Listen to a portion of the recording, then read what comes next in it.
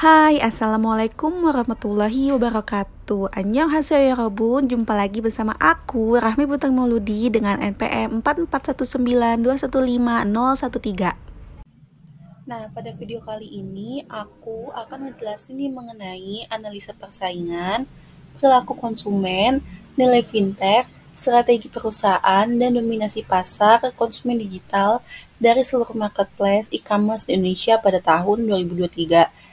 Video ini aku buat untuk mengikuti UAS Manajemen Strategi dengan dosen pengampu Bapak Haris Adiswantoro STMBA. Nah, kalian pada penasaran kan? Yuk langsung aja kita simak videonya. Nah, kalian sebelumnya udah tahu kan apa itu e-commerce? E-commerce ini adalah merupakan marketplace yang ada di Indonesia. Atau menurut pengertiannya, e-commerce ini adalah electronic commerce atau kegiatan bisnis yang menyangkut konsumen, kemudian manufaktur, service providers, dan pedagang yang menggunakan jaringan komputer. Nah, jadi e-commerce juga disebut dengan transaksi yang dilakukan menggunakan sistem informasi. Nah, berikut ini merupakan marketplace e-commerce yang ada di Indonesia yang khususnya para warga Indonesia suka memakai marketplace tersebut. Kalian udah tahu kan, di sini ada Tokopedia, terus ada Shopee, Bukalapak, terus ada Lazada, terus ada Blibli, JD.ID, Zalora, kemudian ada Sosiola, DBRI BNK, dan ada VIP Plaza. Nah, memasuki poin pertama, yaitu analisa persaingan. Jadi, analisa persaingan ini adalah cara untuk mengidentifikasi strategi bisnis dari lawannya. Jadi, misalnya ada suatu perusahaan yang mendirikan sebuah bisnis tentunya, menjalankan sebuah bisnis, dan dia mempunyai lawan bisnisnya dong, mempunyai kompetitornya. Jadi, tim yang ada pada perusahaan tersebut akan menganalisis, mengidentifikasi apa sih kelemahan serta kekuatan dari lawan bisnisnya ini. Jadi dia akan mengidentifikasinya gitu kan, supaya tahu kelemahan-kelemahan atau bahkan kekuatan supaya kita bisa menyerap kekuatan positifnya dari si lawan bisnis tersebut. Nah, berikut ini adalah ranking 5 teratas dari e-commerce menurut similarweb.com. Jadi yang pertama ada Shopee, kedua ada Tokopedia, ketiga diduduki oleh Lazada, kemudian keempat Blibli.com, dan yang terakhir adalah Bukalapak.com. Oke, kita akan bahas pada urutan yang pertama, yaitu dari Shopee. Shopee merupakan e-commerce yang didirikan pada tahun 2015, diawali dengan negara Singapura dahulu, yang mana artinya tahun ini adalah tahun ke-6 Shopee didirikan dan dikembangkan di Indonesia, menempati ranking global atau ranking dunia, yaitu di 214, urutan ke-214, kemudian ranking negara atau ranking negara di Indonesia, dia di 8, dan ranking kategori di e-commerce and shopping marketplace di Indonesia dia yang ke-1. Jadi tentu saja Shopee ini merupakan perusahaan unicorn ya. Kemudian ada Tokopedia. Tokopedia merupakan perusahaan asal Indonesia, didirikan pada tahun 2009. Sejak didirikannya, Tokopedia telah bertransformasi menjadi sebuah unicorn yang berpengaruh tidak hanya di negaranya sendiri, yaitu Indonesia, tapi juga di negara-negara di Asia Tenggara, ya kan? Kemudian Tokopedia menempati ranking global ranking dunia di urutan 315, kemudian ranking negara yaitu Indonesia di urutan ke-13, kemudian ranking di kategori e-commerce and shopping di Indonesia yaitu urutan kedua setelah Shopee.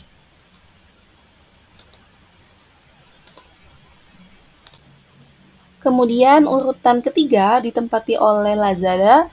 Lazada merupakan perusahaan e-commerce Asia Tenggara didirikan pada tahun 2012 oleh Rocket Internet and Pierpoint, di mana ia dimiliki oleh satu grup dengan Alibaba Group. Kemudian Lazada menempati ranking global atau ranking dunia pada urutan 690, kemudian ranking negara di Indonesia, yaitu urutan ke-22, serta ranking di kategori e-commerce and shopping di Indonesia tentunya di urutan ketiga.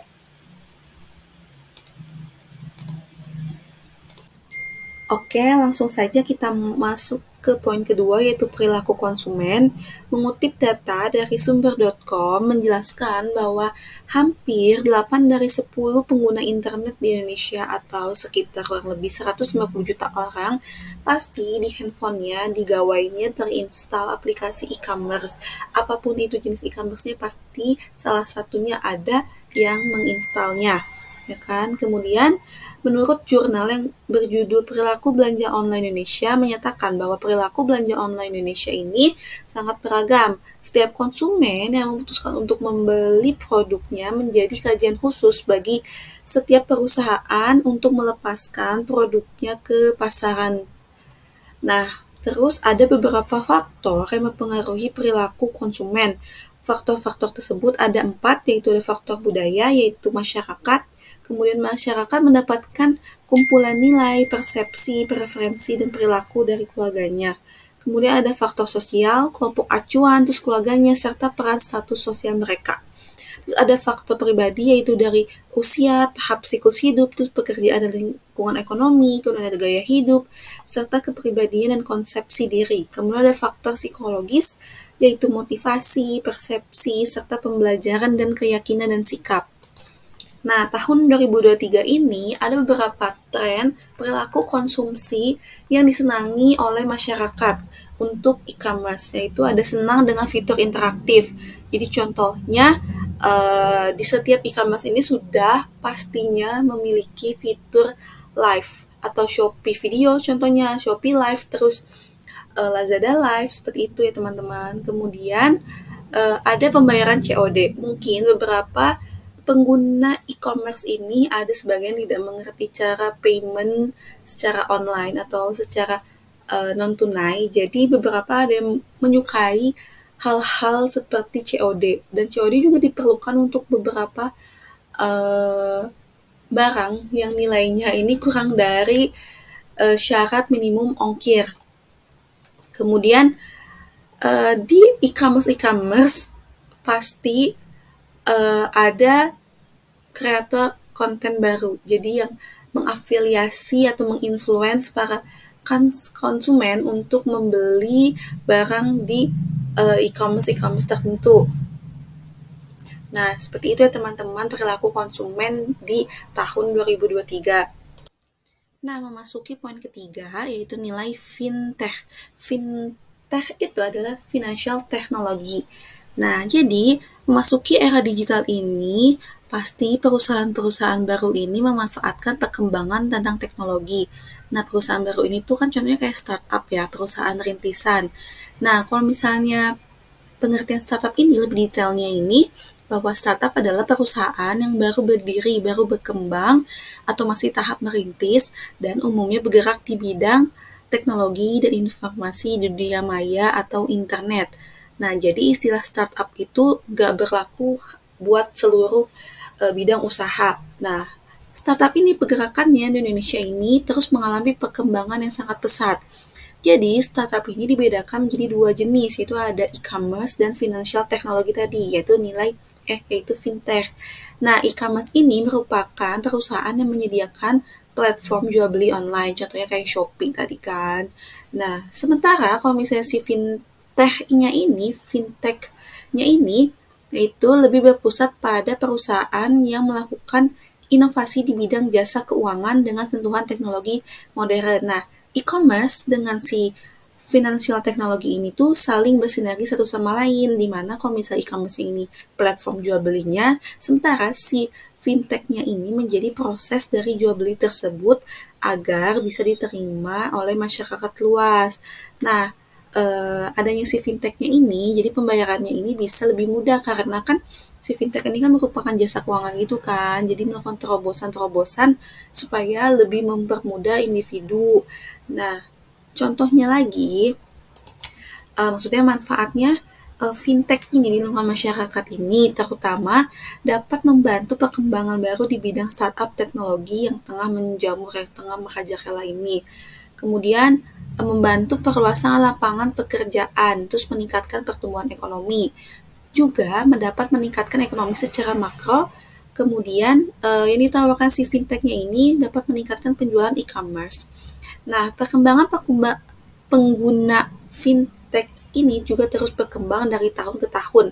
Bersumber pada World Bank, pengguna fintech yang awalnya 7% di tahun 2007, kemudian berkembang menjadi 20% di tahun 2011, dan meningkat menjadi 36% di tahun 2014. Kemudian di tahun 2017 kemarin, sudah menginjak angka 78% atau tercatat sebanyak 135 hingga 140 perusahaan dengan total nilai transaksi fintech di Indonesia ini pada tahun 2017 mencapai 202,77 triliun. Nah, hadirnya fintech di Indonesia ini membantu menyelesaikan masalah yang terjadi di masyarakat. Nah, berikut merupakan jenis-jenis yang sedang berkembang nih fintechnya ini di kalangan masyarakat. Di situ ada crowdfunding. Nah, crowdfunding ini contohnya adalah penggalangan dana. Nah, penggalangan dana di Indonesia ini kan sangat amat lumayan cukup terkenal kan. Contohnya adalah kitabisa.com, itu perusahaan startup yang sedang populer di bidang crowdfunding. Kemudian ada microfinancing. Nah, microfinancing ini salah satu layanan fintech yang menyediakan layanan keuangan bagi masyarakat kelas menengah ke bawah untuk membantu kehidupan dan keuangan mereka sehari-hari. Nah, contohnya salah satu startup yang bergerak dalam bidang microfinancing ini adalah Amarta yang menghubungkan perusahaan mikro di pedesaan dengan pemodal secara online. Terus ada P2P lending service. Nah, ini dikenal sebagai fintech yang bergerak di peminjaman uang. Contohnya itu seperti Awan Tunai, yang yaitu startup yang memberikan fasilitas cicilan digital dengan aman dan mudah. Kemudian ada market comparison. Nah, market comparison ini bermacam-macam produk keuangannya dan berfungsi sebagai perencana. Terus ada digital payment system. Nah, digital payment system ini tuh udah sering banget dibahas kan. Jadi dia tuh penyediaan layanan berupa pembayaran semua tagihan, contohnya pulsa, terus pasca bayar, kartu kredit, terus token listrik, PLN. Nah, contohnya ini adalah Payface yang berbasis keagenan untuk membantu masyarakat Indonesia. Nah, kalau misalnya di e-commerce sendiri itu ada kayak misalnya Shopee, ada Shopee Pay, ada Cbank, terus misalnya Tokopedia, terus Tokopedia kan dia bergabung dengan GoPay gitu kan teman-teman. Nah, sekarang kita memasuki poin terakhir, yaitu strategi perusahaan dan dominasi pasar konsumen digital. Nah, strategi perusahaan untuk e-commerce ini merupakan strategi pemasaran digital. Salah satunya adalah contohnya konten marketing, di mana menggunakan konten kreator, terus seperti teknik influencer, terus ada sosial media marketing, promosi melalui sosial media, melalui AdSense, kemudian ada yang tadi influencer marketing, terus ada copywriting. Teknik copywriting di sini tuh sangat diperlukan karena cara penulisan rangkaian kata agar para pengguna terdorong untuk tertarik membeli atau mengenal bahkan menggunakan si e-commerce tersebut. Nah, terus kalau misalnya dominasi pasar konsumen digital, untuk e-commerce Shopee, dia total visitnya itu sebanyak 161,2 juta visitor. Kemudian Tokopedia menduduki total visitor sebanyak 106,4 juta. Selanjutnya, Lazada menduduki total visitor sebanyak 70,7 juta. Untuk Blibli menduduki total visitornya sebanyak 24,4 juta, sedangkan untuk Bukalapak sebanyak 17,3 juta visitor. Sedangkan untuk market share untuk e-commerce Shopee maupun Tokopedia, Shopee mendominasi di bidang beauty and care, sedangkan Tokopedia di bidang health. Nah, sekian video penjelasan dari aku. Semoga video ini dapat membantu menambah wawasan teman-teman mengenai analisis persaingan e-commerce di Indonesia pada tahun 2023. See you, bye-bye.